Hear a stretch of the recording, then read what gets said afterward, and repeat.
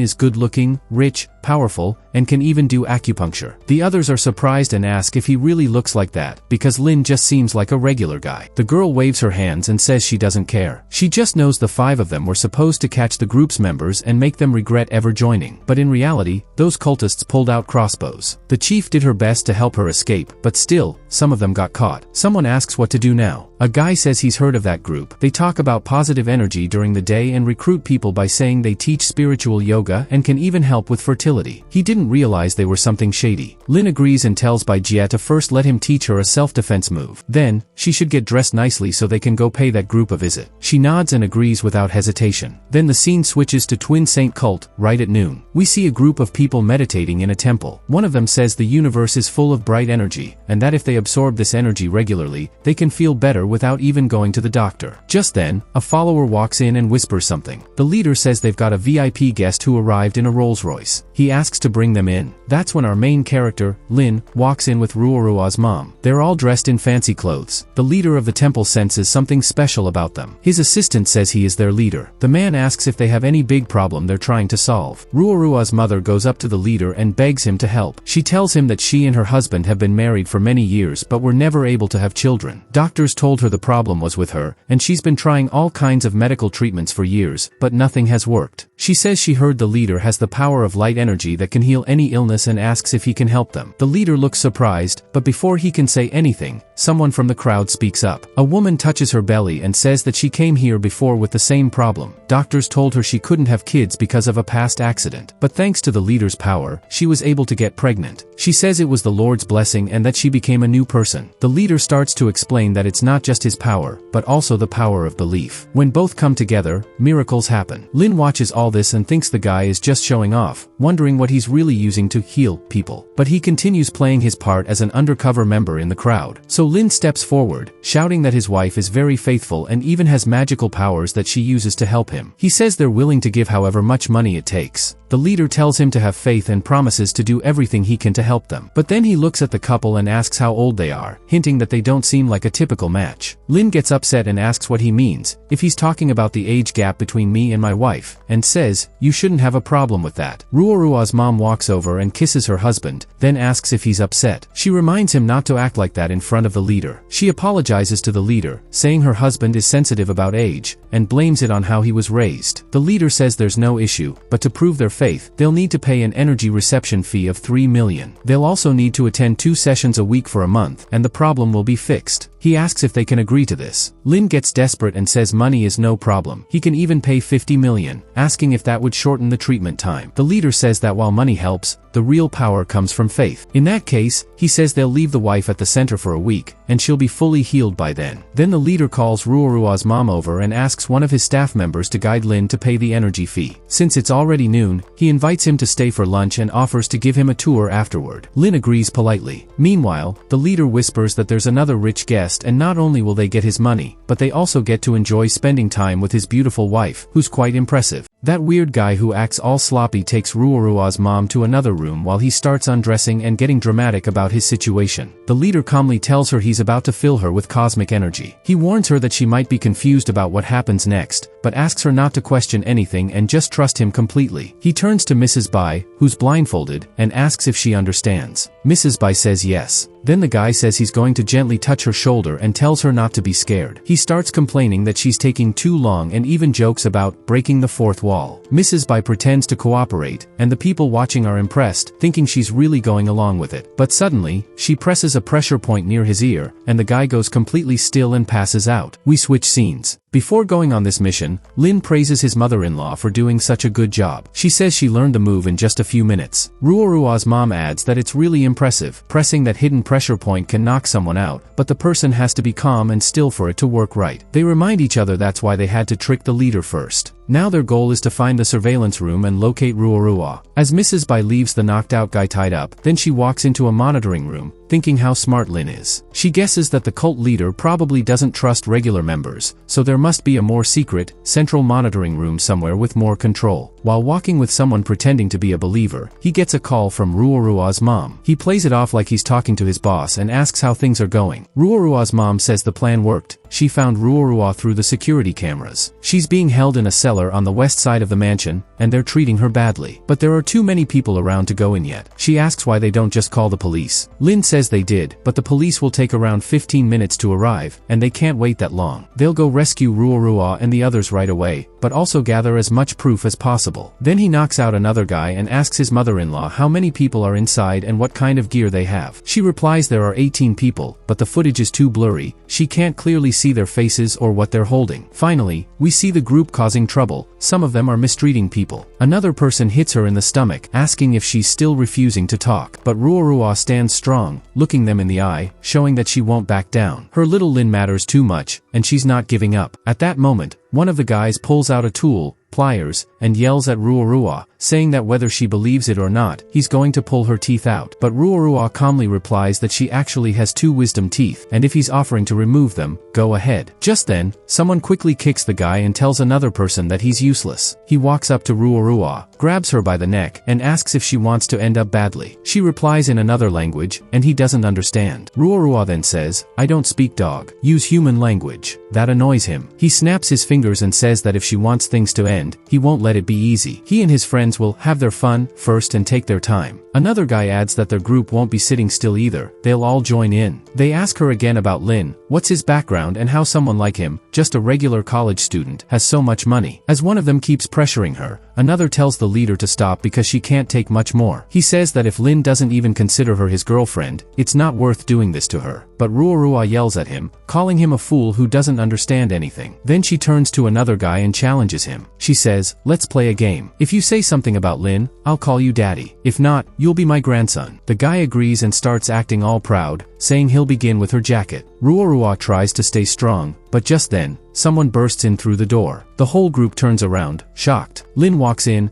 casually tossing stones in his hand, and says they all look pretty excited. He asks if there's still space for one more member in their cult and if they'll let him join too. Ruorua, feeling relieved but also scared, calls out his name and shouts at him to run because the place is too dangerous. The others stare at Lin, confused but trying to act tough. Then the cult leader steps forward and asks how dare he show up at their door. Lin smirks and says he's saving them the trouble of looking for him. He thanks them all for gathering, like it's part of his plan. Still pretending to go along with things, wonders what Lin is planning. He starts acting like some cosmic spokesperson, claiming he's a messenger of universal energy who can appear anywhere and knows everything. He calls them Earthlings and says they can't defeat him, but right then, he throws a rock and hits him. Everyone gasps as it draws a little scratch. Lin, unfazed, says they're just twins who both talk nonsense. He adds that he did consider playing along with them, but only for 2 seconds. The crowd freaks out, yelling that he dared to hurt their leader, and now he's going to pay for it. They all rush at Lin, but he's way too fast. Even though he's totally outnumbered, he handles it like it's nothing, taking down a few of them with quick moves. Then, more guys arrive with crossbows and start firing at close range. Ruorua panics and tries to warn him, but Lin stops all the arrows with his bare hands. Ruorua shouts, amazed, saying that was awesome. Seeing that their usual tricks aren't working, the group tries something sneaky. They grab Ruorua and place knives near her, clearly trying to use her as a shield. But Lin had already planned everything in advance. With impressive skill, he throws a few small stones that hit the attackers right on target, knocking them out and causing them to drop their weapons, keeping Ruorua safe. Lin looks at the rest and asks if they're done fighting. He gives them a chance to leave peacefully, telling them to quit this Twin Saints cult and never come back. But for anyone who stays behind, he warns he won't go easy on them. Hearing that, most of the group runs out of the room. But 2 guys stay behind and ask their leader if they should really just leave. One of them steps forward and says it's interesting to finally meet a skilled martial artist from China. He brags that even though he's challenged several Chinese gyms before, none of them dared to accept. He rushes toward Lin, throwing 2 attacks, one to finish the fight and one to block his path. Another guy joins in, saying that no matter where Lin dodges, he'll still get hit with a strong kick. But Lin smoothly avoids them. He redirects one of the kicks and throws the attacker onto the ground, slamming his face down hard. The other guy tries to land a kick too, but it has no effect at all. Even though that guy tries to defend himself confidently, Lin hits him with a solid blow that sends him flying into the wall. He casually comments that their leg techniques leave them wide open, making it easy for someone to counter them. Then he adds that if they're just showing off, they shouldn't pretend it's real Chinese martial arts. Lin then walks over to Ruorua to help free her. Ruorua thanks him and even says he's very handsome. He notices that Ruorua has a few scratches and a little blood on her forehead. Feeling guilty, Lin gently apologizes, saying it's his fault she got dragged into all of this. Blushing and nervous, Ruorua suddenly throws herself at him and gives him a big kiss, catching Lin completely off guard. Then she starts touching his chest and gets overly affectionate. Lin tries to stay calm and tells her to stop, asking what she's doing. Her flirty energy suddenly spikes by more than 8%, and her friends peek in and see them practically having lunch with each other in a very intense way. Finally, Lin taps a pressure point on her arm to stop her. She pulls back, yelling that her arm feels numb. He tells her to snap out of it and go wake up her friend. They need to get moving because the police could arrive any minute. Still totally smitten, Ruorua asks Lin what he thought of her kissing skills, and if he could tell that was her first kiss. She proudly adds that of course it was. Wasn't it obvious? Lin, completely overwhelmed, thinks to himself that there are way too many bold women out there and that guys really need to protect themselves these days. Just then, he gets a call. Thinking it's from Miss Bai, or rather, Ruorua's mom, he picks up. She tells him she was worried that the cult leader might wake up, so she tapped the pressure point a few extra times just to make sure he stayed down. But it had an unexpected effect. He started shaking and even lost control of himself, to the point that he, well, had an accident in his pants. Lin is shocked and doesn't know what to say to her, but Ruorua's mom says that's not even the weirdest part. While the cult leader was shaking, he started mumbling nonsense like he was talking in his sleep. He kept saying something about someone named Mr. Yen, and promised he'd definitely capture Lin. When Mrs. Bai asks Lin who Mr. Yen is, he's left completely stunned, because he knows exactly who that is. Sometime later, in the Twin Saints village, Ruorua's mom meets up with her and tells her how worried she was. Ruorua hugs her quietly. Her mom asks if she's hurt and scolds her, saying she was being reckless and shouldn't ever do that again. But Ruorua gently argues that it's okay, she made a mistake, and things would have gone differently if the bad guys didn't have crossbows. Then her mom turns to Lin and asks if she can talk to her daughter privately. Meanwhile, Lin asks Miss Bai where the cult leader's computer is. She tells him it's in the control room. Lin heads out quickly. Back in the room, Ruorua asks her mom if she and Lin are really close now, especially since he started calling her by her name. Her mom blushes and, flustered, says she doesn't know what to say, and then decides not to say anything at all. Ruorua then follows Lin to the control room and asks if he found what he was looking for. Lin, focused, doesn't reply right away. Ruorua glances at the screen and sees what he's reading. On the computer, there's a chat conversation showing the cult leader from before, who still hasn't accepted his loss, messaging Mr. Yen, saying he wants Lin captured and turned into a living puppet. Fatty tells him not to worry and promises to handle it. Fatty asks why the number of followers is growing so slowly, and leader replies that he's trying, but Chinese people aren't as easy to fool as the Koreans. Fatty complains that he didn't bring him over from Korea to hear excuses, he brought him to make money. He even says that Luobing's secretary is more useful than you, calling him out. The leader tries to flatter him, saying he came up with a detailed plan to trap Luobing and she should feel lucky. The fatty laughs and says that the auction happening tomorrow is a complete setup just for her. He brags that no one has ever escaped once they're targeted, and that after he's done playing with her, he'll sell her off to Myanmar. Ruorua watches all this and asks Lin what's going on. Calm and focused, Lin explains that it's pretty interesting. They sent a cult to try and recruit him, and turns out Luobing's secretary is actually a spy. As for that fat guy on the screen, Lin says he's done with him. He tells them to stay put and wait for the police. He has something else to take care of. Ruorua, worried, asks where he's going. Lin tells her that the auction mentioned in the chat is happening tomorrow, and he needs to prepare now. Then the scene changes to the next day, at a film studio in Chong City. Luobing's secretary, who used to seem nice but now we know she's not. She tells Luobing that they need to leave soon or they'll be late for the auction. In her head, she's thinking that everything is ready. She tells herself not to feel guilty, that Fatty offered her too many benefits to pass up. Turns out, she's a traitor. But Luobing already knows and shouts that she's on her way too. While her assistant helps her change into a different outfit, although it looks the same, she thinks to herself that once she finishes this deal at the auction, she'll finally earn more money for Mr. Lin. She believes that'll help her make things right. But then her phone rings. When she picks up and hears Lin's voice, she's surprised and happy. Lin tells her to listen carefully. He has something important to say. As Luobing finishes getting ready for the auction, she tells her assistant to go ahead without her. But from outside the room, her assistant informs them that Luobing is already on her way. Meanwhile, on the other side, Fatty's assistant tells him that everything is going according to plan. Luobing is still being guided by the secretary to place the highest bid on the land, which will lead the other company to go broke. She also shares that the leader of the Twin Saints sent a message saying that Lin has been captured. Fatty is pleased and tells her to get the car ready. He wants to be there personally to see Luobing's reaction when she realizes she's been tricked. Acting full of himself, Fatty then gives the order to handle Lin, first by taking away his ability to see, and later by slowly dealing with him in front of Luobing. He's very curious to see how she'll react in that moment. The scene then shifts to the auction venue. Fatty arrives with his assistant, but on the way, they run into Lin's group of wealthy friends,